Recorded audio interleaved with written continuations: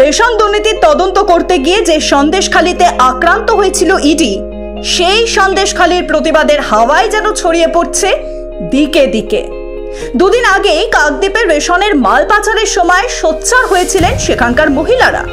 বাজেয়াপ্ত হয়েছিল 190 বস্তা গম, গ্রেফতার হয়েছিল 2 জন ভ্যান চালক। এবার রেশন দুর্নীতির ছবি সামনে এলো গঙ্গাসাগরে। সেখানে খোলা বাজারে রেশনের সামগ্রী ব্ল্যাকে বিক্রির অভিযোগে রেশন ডিলার সহ 2 জনকে আটক করল সাগর থানার পুলিশ। সেখানে একটি মুদিখানার দোকানে রেশনের চাল, ছোলা, আটা সহ অন্যান্য সামগ্রী বিক্রি করছিল দোকানদার। সন্দেহ হওয়ায় এলাকার কিছু মানুষ দোকানদারকে জিজ্ঞাসা করলে বেরিয়ে আসে সত্য কথা। কি কি নিয়ে এলে আর কার কাছ থেকে নিয়ে এসছেন? বলালালগিরি। উনি কে? ডিলার। কোথাকার, মানে কোন নেটের ডিলার? আচ্ছা, উনি ডিলার। হ্যাঁ, ওনার কাছ থেকে কি নিয়ে এসছেন? ময়দা 1 বস্তা, ছোলা 1 বস্তা আর চিনি 30 কিলো। উনি কি বিক্রি করেছেন? কত টাকা রেটে কিনলেন? চিনি হচ্ছে 40 টাকা, ময়দা হচ্ছে বস্তা 1500 টাকা, ছোলা হচ্ছে 60 টাকা। টাকা পেমেন্ট হয়ে গেছে? না, এই প্রথম কিনলেন না এর আগেও? প্রথম।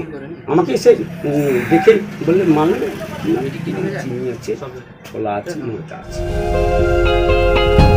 দোকানদার নিজেই জানাচ্ছেন তিনি মাল কিনেছেন রেশন ডিলার বলাই লালগিরির কাছে। মুখে মুখে কথা ছড়িয়েও পড়ে। স্থানীয় মানুষ জড়ো হতে শুরু করেন। সৃষ্টি হয় উত্তেজনা। খবর পেয়ে ছুটে আসেন খাদ্য দপ্তরের আধিকারিকেরাও, ছুটে আসে পুলিশও। তারা রেশনের যাবতীয় মাল দোকান থেকে বাজেয়াপ্ত করে। ডিলার সহ 2 জনকে আটকও করা হয়।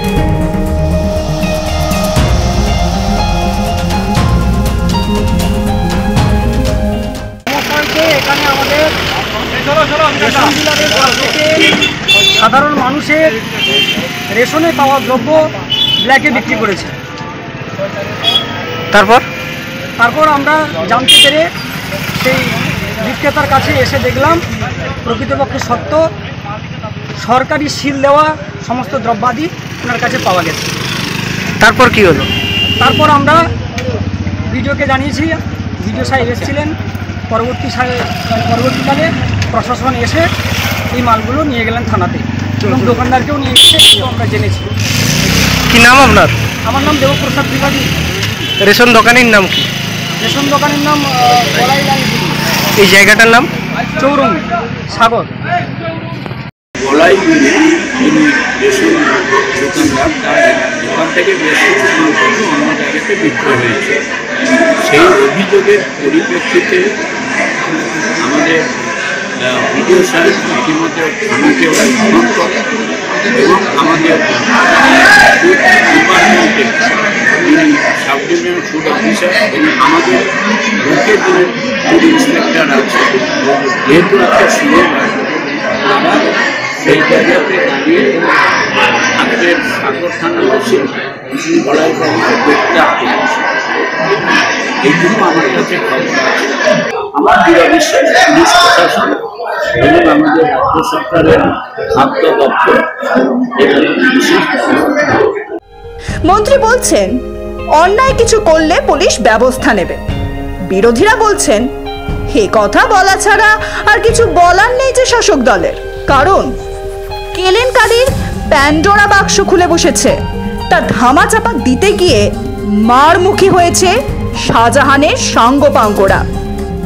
তার তদন্ত করতে গিয়ে সিবিআই আটক করেছে শাহজাহানের ভাই শেখ আলমগীর সহ আরো 2 জনকে। তারা হলো মফিজুর মোল্লা ও সিরাজুল মোল্লা। বসিরহাট আদালতে এদিন 3 জনকে তোলা হয়। 5 দিনে সিবিআই হেফাজতের নির্দেশ দিয়েছে আদালত। কার নির্দেশে সন্দেশখালীতে ইডির উপর হামলা হয়েছিল তা জানতে চাইছেন গোয়েন্দারা। আর এভাবেই রেশন দুর্নীতির শিখরে পৌঁছানোর চেষ্টা হচ্ছে। ব্যুরো রিপোর্ট, মাধ্যম।